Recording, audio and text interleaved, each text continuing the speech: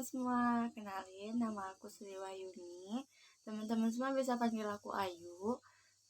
Aku adalah mahasiswi semester 1 Universitas Negeri Padang dengan prodi Pendidikan Bahasa Indonesia dan Sastra Daerah.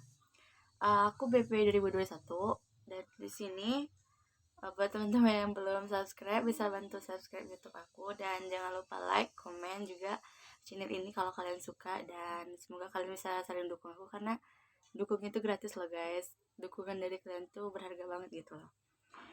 Jadi di sini aku pengen mempresentasikan sebuah hasil karya aku, bukan karya sih, kayak hasil presentasi aku sendiri berupa PowerPoint. Itu aku akan menjabarkan kepada teman-teman semua materi mengenai metode pembelajaran bahasa yang dilatar belakangi oleh psikologi tradisional, behavioristik, kognitivistik, dan humanistik. Berarti kita hari ini akan bahas tentang 4 materi. Jadi buat teman-teman yang belum like, komen, dan subscribe, silahkan like, komen, dan subscribe dulu. Nah, kita akan masuk materi pertama, yaitu metode pembelajaran bahasa yang dilatar belakangi psikologi tradisional. Dalam metode pembelajaran bahasa yang dilatar belakangi oleh psikologi tradisional ini, kita akan membahas tentang 3 cakupan materi besar. Yang pertama, tokoh dan ide utama psikologi tradisional. Yang kedua, metode tata bahasa terjemahan atau grammar translation method dalam bahasa Inggris. Dan yang ketiga, metode langsung. Kita nggak usah panjang-panjang lebar, langsung aja kita masuk ke materi yang pembagian materi pertama, submateri dari materi pertama, yaitu yang A, tokoh dan ide utama psikologi tradisional. Batasan psikologi tradisional sebenarnya sangat kabur, sebab dengan menyebut psikologi tradisional maka akan banyak berkembang anggapan yang sebagai berikut. Yang pertama, jika ada istilah psikologi tradisional, tentunya ada psikologi modern. Sama halnya dengan kita, ketika ada zaman tradisional, pasti juga akan ada zaman modern. Ada masyarakat tradisional dan juga akan ada masyarakat modern. Seperti itu juga psikologi. Yang kedua, penamaan tradisional di samping mengundang konotasi antoni modern, cenderung mengundang nuansa tidak ilmiah, yaitu masalah selera seperti dalam ungkapan. Yang ketiga, penamaan psikologi tradisional cenderung menggunakan anggapan bahwa sebelum berkembangnya psikologi modern, pada pakar, mungkin juga filosof, tidak memiliki keseriusan dalam pemikiran permasalahan jiwa manusia. Berdasarkan 3 hal tersebut, yang dimaksudkan dengan psikologi tradisional itu sendiri dalam buku adalah psikologi yang konsep-konsepnya tidak didasarkan atas penerapan metode ilmiah atau scientific method. Menurut salah satu ahli pakar psikologi, menurut Sejana, psikologi sebagai ilmu dimulai pada tahun 1897, pada tahun 1879, sewaktu Wilhelm Wundt, seorang ahli filsafat, ahli fil dan psikologi kemandirian laboratorium psikologi di kota Leipzig, Jerman. Wundt membangun teori psikologi bertolak dari teori atom dengan ilmu kimia. Wundt beranggapan bahwa mempelajari psikologi menyangkut telaah unsur-unsur dasar atau atom-atom dasar pengalaman mental manusia. Dalam hal ini, dari semua materi yang telah saya jabarkan tadi, dapat kita simpulkan 2 hal, terutama tentang Wundt method tadi. Terdapat 2 hal yang dapat kita simpulkan. Yang pertama, yang dimaksud dengan psikologi tradisional adalah psikologi yang berkembang sebelum tahun 1879 atau sebelum masa Wundt. Dan yang kedua, psikologi tradisional belum dapat ditempatkan sebagai ilmu murni karena cenderung bersifat terapan. Salah satu pakar lain tentang psikologi yaitu menurut Suparlan, paling kurang ada 5 alasan psikologi tradisional. Dalam psikologi tradisional, menurutnya ada 5 alasan kenapa psikologi itu disebut aliran tradisional. Yang pertama, psikologi masa Renaissance atau humanistik klasik pada abad ke-15 dan abad ke-16. Yang kedua, psikologi reformatif dan kontrareformatif abad ke-17. Yang ketiga, psikologi Jerman realisme pada abad ke-16 dan ke-17. Yang keempat, psikologi zaman rasionalisme pada abad ke-17. Dan yang kelima, psikologi abad ke-19. Setelah itu tadi yang pertama. Yang kedua, mengenai metode tata bahasa atau terjemahan. Dalam sini saya akan sedikit menjabarkan sejarahnya, sejarah singkat dari metode tata bahasa atau terjemahan ini, yaitu sejarah singkatnya. Hingga abad ke-15, bahasa Latin merupakan bahasa yang paling banyak dipakai dalam bidang-bidang pendidikan, komersial, keagamaan, dan pemerintahan di negara-negara barat. Namun, menjelang abad ke-16, ketika negara Prancis, Italia, dan Inggris menempati kedudukan penting sebagai akibat perubahan politik di Eropa, penggunaan bahasa Latin mulai menurun, baik dalam komunikasi, lisan, maupun tulisan. Meskipun pemakaian bahasa Latin mulai menurun dan pengajaran bahasa Latin di lembaga pendidikan formal juga semakin menurun, namun model atau metode pengajaran bahasa Latin tetap dikembangkan. Pada abad ke-17, bahasa Latin dipandang sebagai bahasa modern. Pada awal abad ke-19, pendekatan yang didasari oleh pembelajaran bahasa Latin ini menjadi acuan standar bagi pembelajaran bahasa asing di sekolah-sekolah. Metode tata bahasa terjemahan selanjutnya disingkat MTBT tumbuh dan berkembang di kalangan pakar-pakar pembelajaran bahasa Jerman. Tujuan pengembangan metode ini adalah agar siswa mengetahui segala sesuatu yang berkaitan dengan sesuatu dan pengetahuan tersebut hendaknya melebihi objek itu sendiri. Itu tadi mengenai sejarah dari metode tata bahasa atau terjemahan. Lanjut yang kedua, landasan teori kebahasaan dari metode tata bahasa itu yaitu metode tata bahasa atau terjemahan yang kita singkat dengan MTBT tidak memiliki acuan teori kebahasaan yang standar. Teori-teori linguistik tradisional sama halnya dengan psikologi tradisional bersifat spektakuler karena sangat kental dipengaruhi oleh pemikiran kefilsafatan baik idealisme maupun materialisme. Yang ketiga, landasan teori pembelajaran metode tata bahasa, yaitu psikologi yang mempengaruhi penyusunan MTBT tadi, juga psikologi tradisional, terutama empirisme.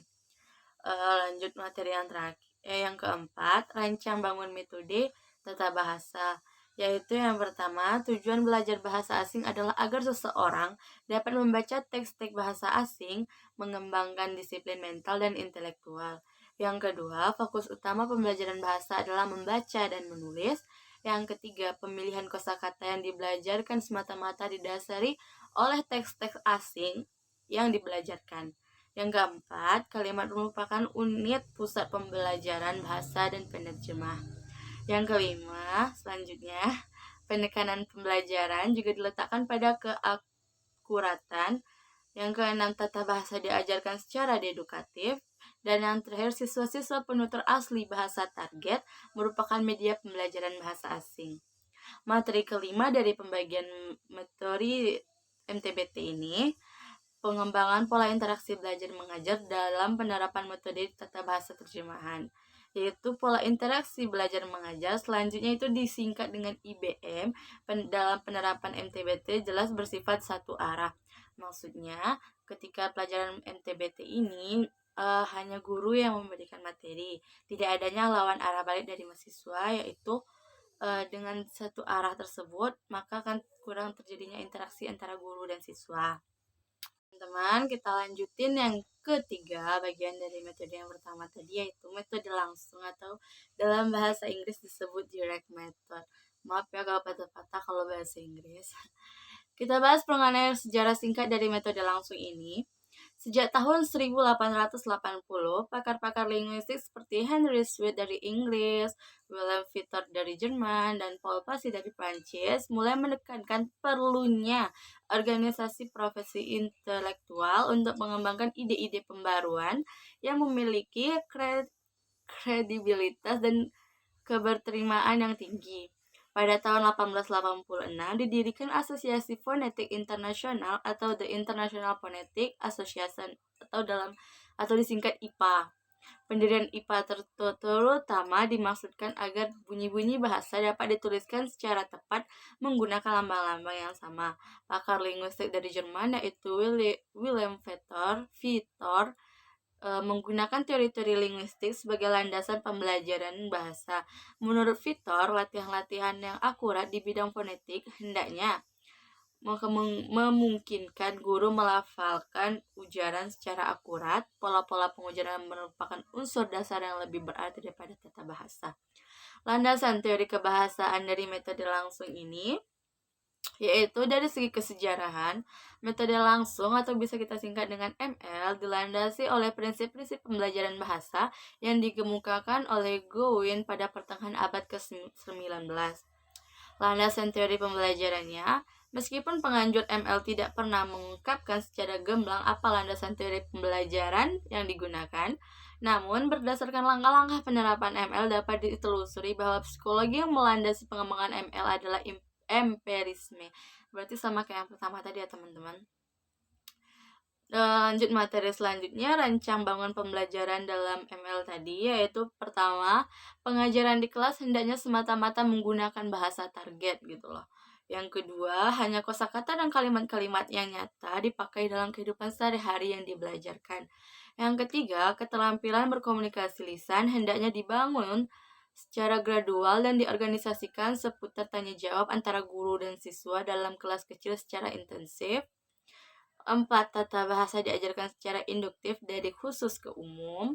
Yang kelima, butir-butir pengajaran baru diperkenalkan secara lisan, bukan hanya secara tulisan berarti. Selanjutnya, kosakata nyata hendaknya diajarkan melalui demonstrasi benda-benda dan gambar-gambar. Kosakata abstrak diajarkan melalui penghubungan dengan ide-ide, baik pengujaran maupun pemahaman menyimak yang diajarkan. Dan yang terakhir, penekanan pengajaran diletakkan pada ketepatan pengucapan dan ketatabahasaan. Pengembangan pola interaksi belajar mengajar dalam penerapan metode langsung, yaitu dalam metode langsung terutama dengan dikembangkannya teknik tanya jawab, interaksi guru siswa tidak bersifat satu arah. Berarti berbeda dengan yang pertama tadi ya teman-teman. Kalau yang pertama tadi kita membahas tentang satu arah, yaitu hanya dari guru kepada siswa. Di metode langsung ini terjadi dua interaksi, yaitu dari guru kepada siswa dan dari siswa kepada guru. Teman-teman, itu tadi adalah metode pembelajaran bahasa yang dilatari oleh psikologi tradisional. Terdapat 3 hal tadi. Lanjut, kita masuk ke dalam metode pembelajaran bahasa yang dilatar belakangi oleh psikologi behavioristik. Mungkin teman-teman kayak asing mendengar kata behavioristik, sama aku juga baru pertama ini dengar. Psikologi behavioristik atau kata sifat disebut juga psikologi behavioral atau dalam kata benda, psikologi tingkah laku atau psikologi stimulus dan respon. Penamaan tingkah laku bukan menunjukkan bahwa psikologi ini membahas bagaimana manusia bertingkah laku, tapi menunjukkan bahwa dasar-dasar teori digunakan untuk menjelaskan bahwa gejala psikologi manusia. Kita masuk tokoh-tokoh dan ide utama psikologi. Siapa sih tokoh dan ide utama psikologi behavioristik ini? Itu ada 3 orang ya teman-teman. Yang pertama itu ada Edward Lee Thorndike, yang kedua ada Ivan Pavlov, dan yang ketiga ada B.F. Skinner. Kita langsung aja nih masuk ke metode audio lingual. Itu adalah salah satu pembagian dari metode behavioristik tadi. Sejarah singkat dari metode audio lingual ini yaitu metode ini dikenal dengan berbagai nama antara lain oral method, Neuke, audio lingual, habitat, berbanyak lagi nama yang lainnya teman-teman. Amerika Serikat mengembangkan metode yang awalnya diberi nama The Army Method ini karena alasan politik dan untuk pertahanan. Pada tahun 1939, pemerintah Amerika Serikat mendirikan English Language Institute di University of Michigan dengan direktur utamanya Carlos Price. Institut ini membuka program pembelajaran bahasa Inggris bagi karyawan-karyawan militer dan tentara-tentara Amerika Serikat yang akan dikirim ke luar negeri. Institut ini dianggap sangat berhasil untuk mengembangkan program pembelajaran bahasa Inggris. Sejak itu, hampir di seluruh daratan Amerika dan Eropa berkembang dengan pesat suatu metode pembelajaran bahasa Inggris dikenal metode audiolingual. Landasan teori kebahasaan dari metode ini yaitu konsep tentang bahasa aliran linguistik struktural ini dikemukakan oleh William Mould. Dia mengungkapkan 5 konsep dasar tentang bahasa. Yang pertama, bahasa adalah ujaran, bukan tulisan. Yang kedua, bahasa merupakan seperangkat kebiasaan. Berarti kita disuruh untuk menjadikan bahasa itu sebagai kebiasaan kita sehari-hari. Yang ketiga, ajarkan bahasa, bukan tentang bahasa. Yang keempat, bahasa adalah apa yang diucapkan oleh penutur asli, bukan apa yang dianggap seharusnya dikatakan oleh penutur asli. Dan yang terakhir, menurutnya bahasa yang satu berbeda dengan bahasa yang lainnya. Landasan teori pembelajaran dari metode Aulungiel ini sangat dipengaruhi oleh psikologi behavioristik dengan memiliki ciri-ciri. Yang pertama, mementingkan pengaruh lingkungan atau environmentalistik. Yang kedua, mementingkan bagian-bagian atau elementaristik. Yang ketiga, mementingkan peranan reaksi. Yang keempat, mementingkan mekanisme terbentuknya hasil belajar. Yang kelima, mementingkan pengalaman masa lalu. Yang keenam, mementingkan pembentukan kebiasaan. Dan selanjutnya, dalam pemecahan permasalahan, manusia dipandang menggunakan konsep trial and error atau coba dan salah, yaitu proses mencoba-coba, menemukan kesalahan, pada akhirnya akan menemukan jawaban yang benar. Rancang bangun metodenya yaitu dengan memiliki tujuan pembelajaran, mengembangkan kemampuan reseptif auditif siswa melalui latihan-latihan menyimak, pengembangan kemampuan siswa memreproduksi wacana, pengembangan kemanusiaan menulis, pengembangan kemampuan mengarang. Peranan pembelajar, guru, dan materi berdasarkan serangkaian stimulus yang dikelola guru, diharapkan siswa memberikan respon. Untuk memperkuat hubungan antara stimulus dengan respon inilah, guru menggunakan serangkaian adat pembelajaran yang dikenal dengan hadiah reward, dengan istilah hadiah atau reward, hukuman atau punishment, penundaan atau delay, dan penguatan atau reinforcement. Nah, yang terakhir, pengembangan pola interaksi belajar mengajar dalam penerapan metode audiolingual. Pola IBM yang berkembang dalam penerapan MA cenderung tidak jauh berbeda dengan pola IBM dalam penerapan ML dan dalam MA, terutama dengan dikembangkannya teknik tanya jawab dan penugasan. Interaksi guru siswa tidak bersifat satu arah, berarti dia sama kayak yang tadi ya teman-teman ya. Lanjut ya teman-temannya semua, kita lanjut dalam metode Suggestopedia. Ini juga pembagian dari metode behavioristik tadi. Sejarah singkat dari metode Suggestopedia ini, Suggestopedia itu merupakan suatu metode yang dikembangkan oleh pakar psikologi dari Bulgaria, yaitu suatu negara yang terdapat di Eropa Timur. Menurut Stefik, Suggestopedia merupakan seperangkat khusus rekomendasi pembelajaran yang diturunkan dari sugestologi, yang oleh Lazanov dilukiskan sebagai ilmu pengetahuan mengenai telaah terhadap pengaruh yang tidak rasional dan pengaruh yang tidak sadar yang secara konstan ditanggapi oleh insan. Landasan teori kebahasaannya, Lazanov tidak membicarakan teori kebahasaan. Ia tidak begitu memperhatikan asumsi-asumsi mengenai unsur-unsur bahasa serta organisasinya. Lazanov mencatat bahwa pembelajaran bahasa melalui penggunaan metode Suggestopedia mengarahkan siswa bukan pada penghafalan kosakata dan perolehan kebiasaan-kebiasaan tuturan, melainkan untuk dapat berkomunikasi. Landasan teori pembelajaran, Lazanov mengutip pandangan Brankov bahwa komponen yang dapat dianggap sebagai tempat beroperasinya desugesti secara serta sugesti dan merupakan jalan masuk bagi cadangan ada 6. Keenam komponen teoritis itu yang pertama yaitu wibawa, sifat kekanak-kanakan, sumber ganda, intonasi, irama, dan konsep C2 pasif. Rancang bangun dari metode ini yaitu tujuannya dengan sebagai tujuan penggunaan metode Suggestopedia adalah untuk menyampaikan keterampilan berbicara dengan lebih baik dan lancar secara tepat.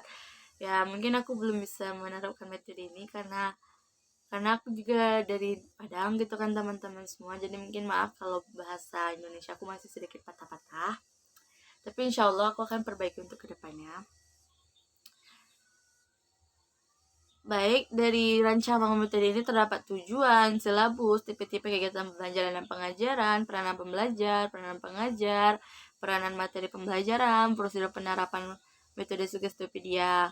Dan lanjut, pengembangan pola interaksi belajar mengajar dalam penerapan metode Suggestopedia. Pola IBM dalam penerapan MS atau metode Suggestopedia jauh lebih baik dibandingkan pola IBM dengan penerapan metode-metode sebelumnya. Hal ini terutama disebabkan oleh dikembangkannya aktivitas kelompok-kelompok dalam belajar kelas. Maksudnya, jika sebelum-sebelumnya metode yang sebelumnya kita bahas tadi itu hanya melakukan interaksi antara guru dan siswa dan guru, itu memang bagus karena metode itu bisa mengembangkan pola pikir siswa. Akan tetapi dalam metode Sugestopedia ini, guru akan membentuk kelompok-kelompok agar siswa itu sendiri yang membahas tentang kelompok itu, sehingga di sini guru itu bukan sebagai penceramah, tapi dia sebagai pembimbing, begitu teman-teman ya. Kemungkinan penerapan metode Sugestopedia dalam pembelajaran bahasa Indonesia, yaitu agar penerapan metode ini dapat berjalan dengan baik, maka segala sesuatunya harus disiapkan secermat mungkin. Guru-guru terlebih dahulu harus mendapatkan penataran tentang apa dan bagaimana menerapkan metode ini, karena penerapan metode ini memerlukan guru yang memahami konsep relaksasi secara mental, mampu memberikan sugesti, memiliki selera musik yang relatif tinggi, dan mampu berkomunikasi dengan siswa secara wajar, menempatkan diri sewajarnya dengan siswa dan gak terlalu berlebihan juga ya teman-teman ya. Para guru harus mengetahui sarana yang digunakan, cara memakai dan merawatnya. Kayak singkatnya tuh begini teman-teman, kita sebagai calon guru insya Allah harus mengerti metode mana sih yang bisa bikin siswa ini nyaman belajar sama kita gitu loh. Kayak dalam diskusi kelompok, kayak mana sih caranya supaya kita tuh bisa jadi guru yang bukan hanya menceramahi mereka gitu loh, kayak bukan hanya memberikan materi, tapi juga kita harus bisa berinteraksi dengan mereka. Kita harus bisa menempatkan diri kita kok dengan mereka seperti apa dan bagaimana cara kita belajar. Teman, kita udah bahas 2 metode besar loh tadi. Lanjut, kita akan bahas tentang metode pembelajaran bahasa yang dilatar belakangi oleh psikologi kognitivistik. Agak susah ya ngomongnya teman-teman.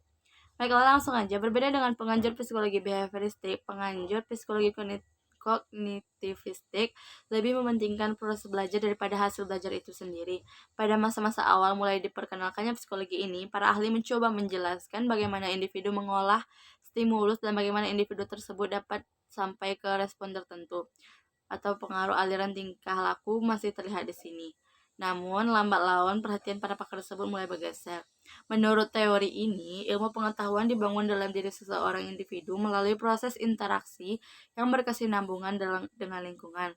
Proses ini tidak berjalan terpatah-patah, terpisah-pisah, melainkan melalui proses yang mengalir bersambung-sambung serta menyeluruh.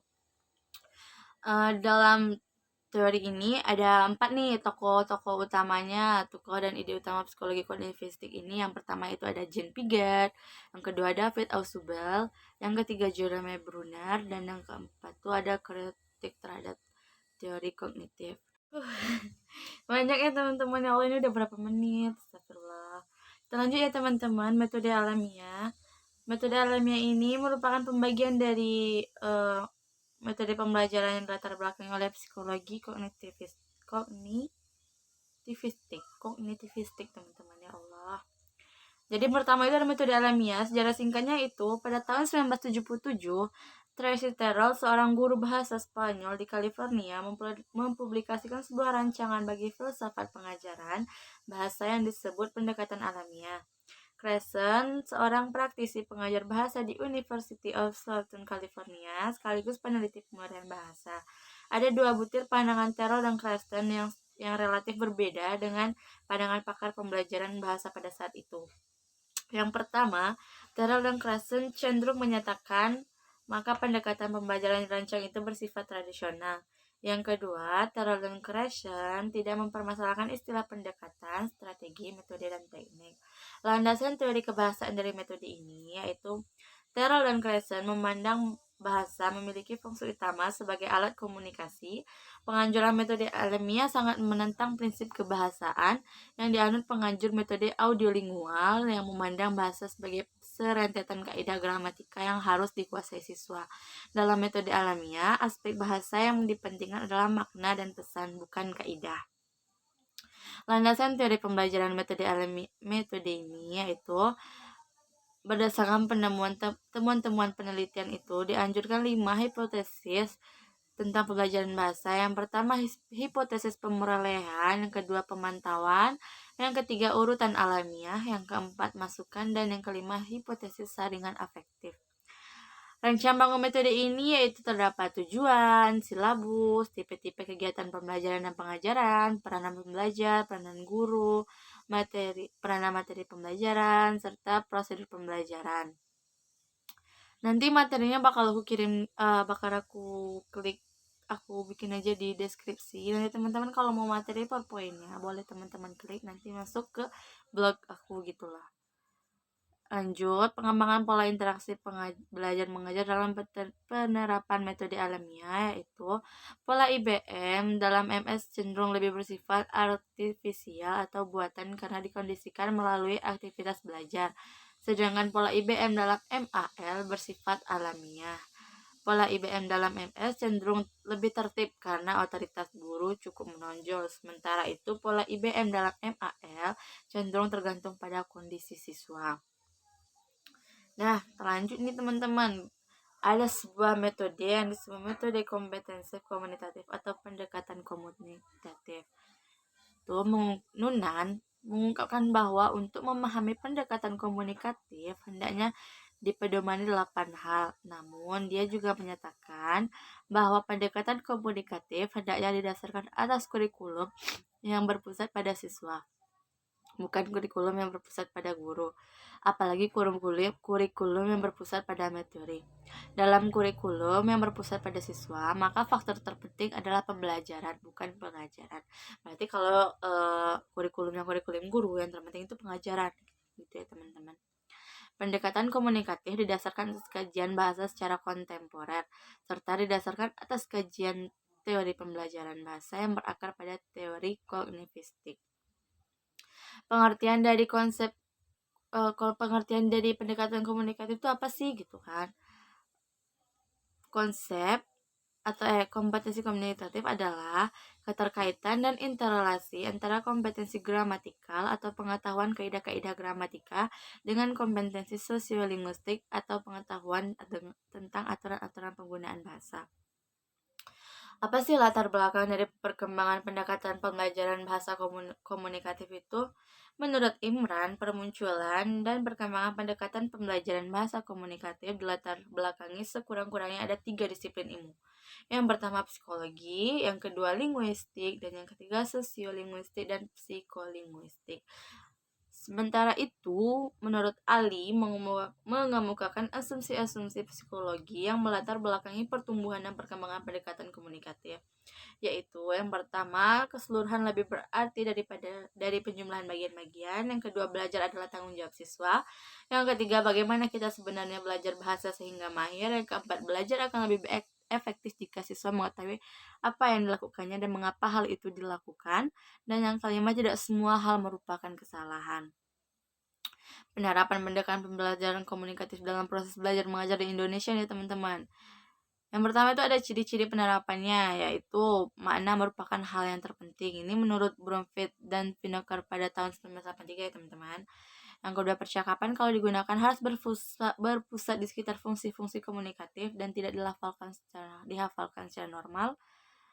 Dan sebenarnya banyak sih teman-teman, ada berapa ini lupa aku. Dan nanti aku bakal share materinya aja. Lanjut, peran pembelajar dalam proses pengajaran selalu berkeinginan untuk menafsirkan sesuatu gitu kan, kayak berkeinginan agar bahasa yang digunakan selalu komunikatif. Pembelajar tidak merasa malu jika berbuat kesalahan, dan beberapa hal yang lain. Peran guru nih teman-teman dalam proses belajar mengajar. Guru itu pemberi kemudahan dalam proses komunikasi antara sesama partisipan dalam kelas dan antara partisipan dengan kegiatan pembelajaran serta teks atau materi. Guru juga sebagai partisipan mandiri dalam kelompok belajar mengajar. Lanjut nih kita teman-teman ke metode yang keempat. Kan tadi kita di awal udah bahas ya metode berdasarkan tradisional, behavioristik. Yang terakhir itu adalah metode pembelajaran bahasa yang dilatar belakangi psikologi humanistik. Ini materi terakhir kita. Dari keempat teori psikologi atau belajar, teori humanistik inilah yang paling abstrak, yang paling mendekati dunia filsafat daripada dunia pendidikan. Teori ini lebih tertarik pada ide belajar dalam bentuknya yang paling ideal daripada belajar seperti apa adanya. Seperti apa yang bisa kita amati dalam dunia keseharian, wajar jika teori ini sangat bersifat atletik. Teori apapun yang dapat dimanfaatkan asal tujuan untuk memanusiakan manusia dapat tercapai. Dalam praktek, teori ini adalah antara lain terwujud dalam pendekatan yang diusulkan oleh Ausubel yang disebut belajar bermakna atau meaningful learning. Teman-teman, mungkin untuk materi pembelajaran kita, kok materi pembelajaran sih? Materi yang aku paparkan hari ini tentang metode pembelajaran bahasa yang latar belakangi oleh 4 psikologi, yaitu psikologi tradisional, behavioristik, kognitivistik, dan humanistik. Mungkin cuma segitu dari aku di video kali ini. Buat teman-teman nanti yang kurang jelas dari apa yang aku jabarkan tadi, nanti aku bakal kirim link PowerPoint aku di link deskripsi. Teman-teman bisa klik di sana, dan kalau penjelasan aku kurang jelas, teman-teman bisa baca materi dari aku. Ini konten YouTube pertama aku, jadi kayak masih kaku gitu. Semoga aja teman-teman suka sama video aku, bisa bantu teman-teman buat belajar gitu loh, kayak nambah wawasan gitu. Buat teman-teman yang belum subscribe, bisa tolong subscribe, dan jangan lupa like, comment, dan share video ini sebanyak-banyaknya teman-teman, karena sedikit dukungan dari kalian itu berharga banget sama aku. Dan jangan lupa subscribe lah teman-teman, karena subscribe itu gratis. Baiklah teman-teman, aku Sri Wahyuni, gak ada ngaku Ayu, pamit undur diri. Mungkin di lain waktu aku bakal bikin video keseharian aku atau apapun itu untuk mengenang-enang aja. Sekian, terima kasih. Terima kasih juga kepada dosen pembimbing aku, Ibu Yulianti Rashid, yang telah memberikan tugas ini sehingga aku berani untuk mengatakan atau memaparkan sebuah presentasi dari aku sendiri gitu. Terima kasih kepada Ibu. Baiklah teman-teman, udah dulu ya teman-teman. Nanti lain waktu kita berjumpa lagi. Jangan lupa like, comment, dan subscribe. Assalamualaikum warahmatullahi wabarakatuh.